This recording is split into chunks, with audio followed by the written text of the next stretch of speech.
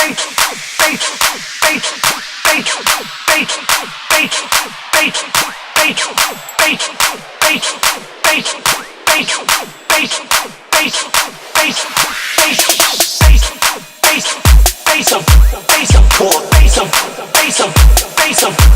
everyone, and welcome back to my channel. Today's topic is going to be, what is your relationship with food? I'm always asked all the time, how do I continue to eat cleanly? Aren't I hungry all the time? Do I ever have any cravings? Do I ever eat outside of my meal plan? And do I secretly sneak food? And so after being asked that question, hearing it time and time again, what is my relationship with food? As I continue to navigate through this minefield of losing weight, and yes, I did say minefield, because there are times where, yes, I want to eat sweets, especially when it's girly time. And yes, there are times where, honestly, I pull up to the store, I'm counting out my money, I'm making a list of all the snacks that I'm going to buy, and I turn to get out of my car, and sometimes I'm out of my car, and a little voice pops into my head and it says, is this going to help you get to your goal? Is it going to aid you at all in your process? And after it has asked me a number of questions, and of course I'm saying no to each one of the questions, I turn my little butt back around, go jump back in my truck, put my coins back into my coin tray in my truck, and I drive off. Because I know none of those things are going to help me. So with that being said, what I usually do is I don't allow myself to be undisciplined. And yes, it is something you're going to have to learn. But you're going to have to learn how to be accountable to yourself. And you're going to have to put in processes that's going to allow you to be accountable to yourself, to your plan, to your process. Because you know where you want to be. You just have to put a plan together to get yourself there. But let me say this, before I started developing that type of consciousness, I struggled with food. This was not easy for me. I have been on my plan now for over a year. So this is not an easy plan. There will be setbacks, but if you stay the course, you will get your just dessert. So with that, yes, I struggle with food, but I can't let that stop me. I can't allow it to hinder me from moving where I want to be. So today in my topic, we're going to talk about our relationship with food. Now, I'm going to be quite honest with you. As a teenager, I was small, very thin, probably like most of us, right? And I wanted to stay small. So as I was growing up as a teenager, I became bulimic. So I didn't want to raise any suspicion with my family by not eating at all to stay small. I would eat. I would go into the bathroom with my toothbrush handle and cause myself to regurgitate. It got so bad that I no longer needed the toothbrush handle to regurgitate. My body would do it automatically. And I was that way throughout high school. And after becoming an adult, I didn't always eat healthy. With working, going to school, being a single mom of 2 sons, it kept me really busy. So I would either cook very quick meals, honestly not at all balanced, or I would cook a lot of hot dogs or corn dogs, or sometimes just anything microwavable to feed myself and my boys.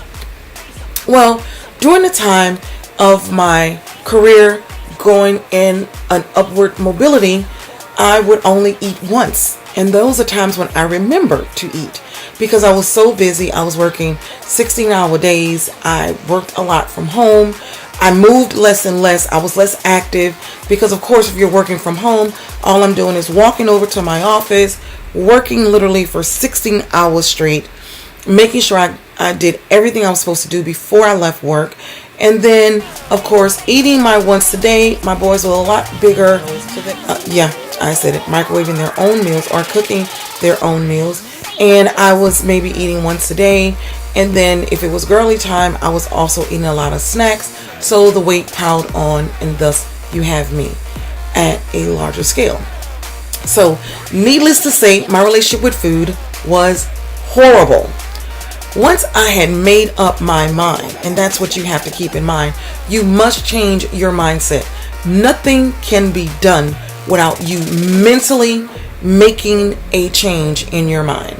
So once I made a change in my mind and I was determined to lose the weight, I had to sit down and correct my relationship with food. So when I first started off, I didn't. I just started exercising.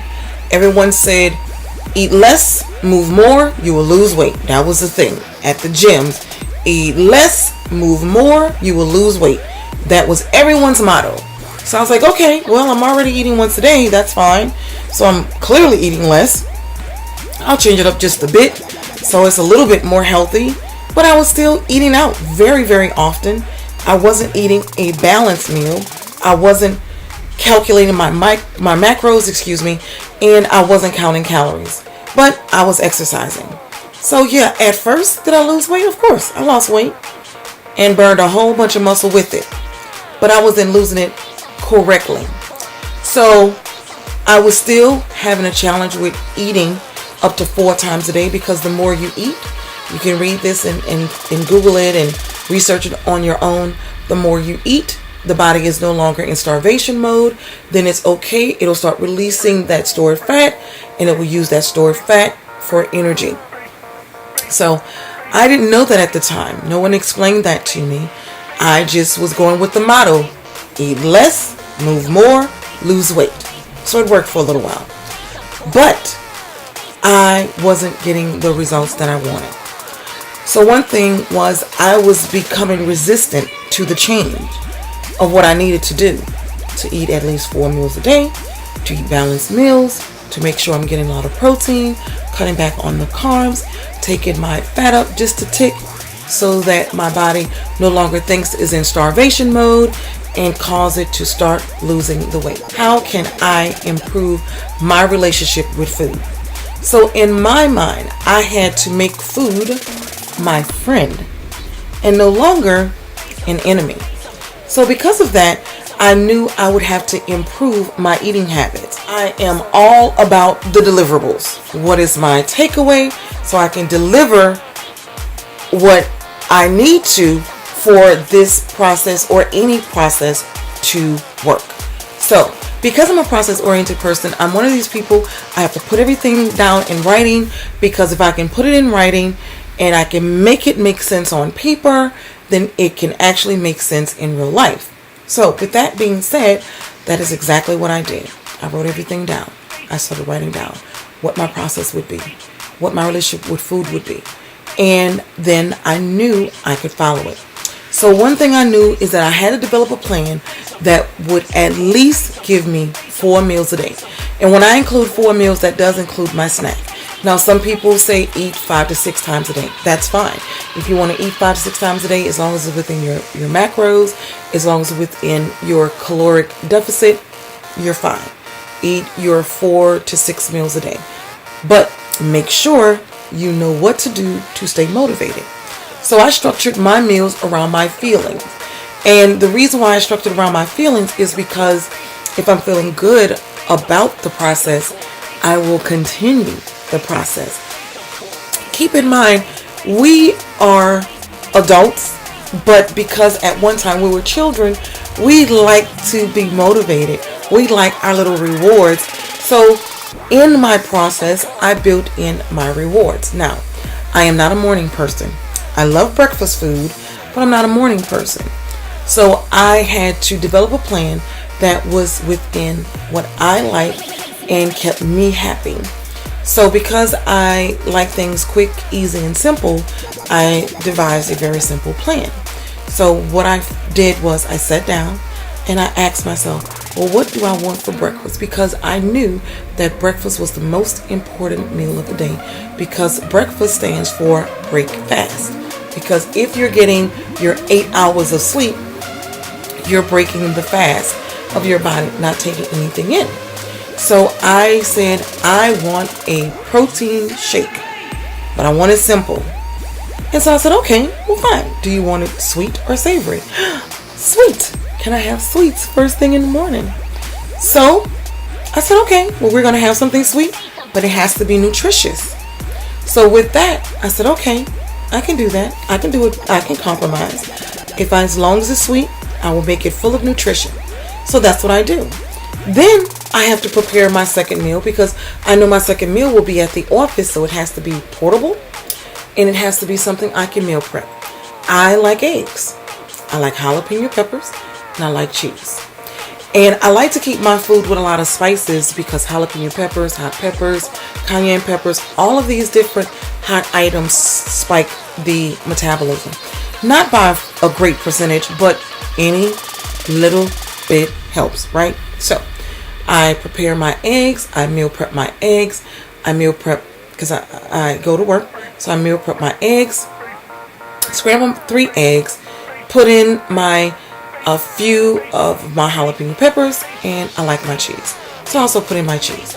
So along with that, I'm able to bring it to work. Now, I have to think about my third meal, which also will be at work. But it will also be my pre-workout meal. So it has to be packed with protein. So I'm either bringing a protein bar or I'm bringing a protein drink. Now, once again, I like quick and easy. So I usually buy my protein already mixed at Walmart. So that is what I do. So then I know my last meal will be my post-workout meal, and I also need that packed with protein. So what I do is I choose a protein, a lean protein. I choose either chicken, beef, turkey, or my favorite, shrimp. And I cook enough so that during the week I can make myself anywhere between 6 to 8 ounces portion of my protein, have my veggie or my salad, and also have my fat. Those are my 3 macros.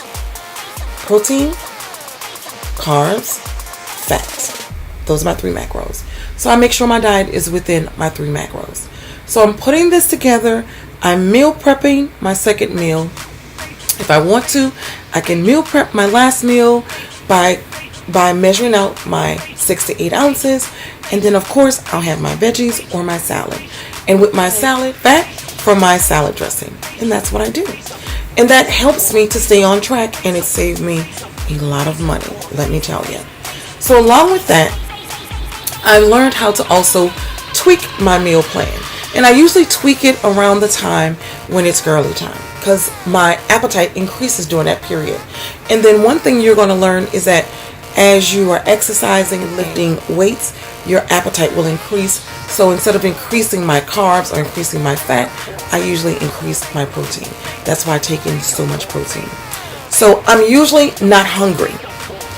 If I'm eating more protein, eating more fats, believe it or not, will also decrease your need for sweets and carbs. So anytime it is girly time or anytime I'm feeling extra hungry, I always carry extra protein bars or extra protein drinks with me. So I drew out my plan. I stick to my plan. When I'm very conscious of girly time, because I keep up with it by keeping it on my calendar. So I make sure I cook a little bit extra protein during that period. I even add an extra egg. Instead of doing 3 eggs a day, I do 4 sometimes during that period. And I always carry extra protein bars or extra protein drinks. So with that, it allowed me to learn how to keep everything under control. It also allowed me to improve my relationship with food. In improving my relationship with food, I was able to see the changes in my body. I became stronger. I became more energetic, and I desired to work out more because I felt better. You have to draw up a plan, and you have to put that plan in writing, and then discipline yourself to hold yourself to that plan. That will create those consciousness of when they creep into your head, that you start asking yourself, is this going to aid me in my process, or is this going to hinder me in my process? And then you make the changes you need to make for your plan and your process. Now, there are times I do allow myself to have snacks and splurge a little. Today was Mother's Day. All the mothers out there, happy Mother's Day. So I allowed myself to have a little cake ice cream today. But I also develop a plan to make sure that I work off those extra calories. So I'm going to work out an extra half an hour in the morning and an extra half an hour in the afternoon, along with my already set workout plan, just to work off those extra calories. And I don't have to do it all in one day, and you don't have to do it all in one day. Just throw in an extra exercise, throw in an extra half an hour of cardio, throw in a couple of more reps when you are pushing your weight. Just throw in anything extra that you would normally do, or add an extra set to each of your workouts. But just make sure you burn off those extra calories. So in everything I said today, remember I told you I'm a process-oriented person. So here is your takeaway. Your takeaway is sit down and evaluate your relationship with food. From there, draw up a plan and a process. Most importantly, make sure that that plan and process is in and around your feelings. Yes, your feelings. Because if you do it and it makes you feel good, you will stay motivated to stay on task, stay the course. And most importantly, I want you to take away is journal your food. One of my favorite apps I love to use is MyFitnessPal, and journal your food. And if you don't like to journal it on an app, journal it in a composition folder or anything where you can write it down and be conscious of what you're putting into your mouth. Because what is that old saying? We are what we eat. So those are your takeaways. Your deliverables will be a better relationship with food, as well as seeing that scale go down. And sometime if the scale doesn't go down, that means with all that good protein, you've built some lean muscle, which is very important. So I hope you enjoyed this video, and I hope that you will continue to come to my channel. I also hope that you share and give my video a thumbs up. That does help my channel. And continue to share, like, subscribe if you haven't already, and please feel free to comment.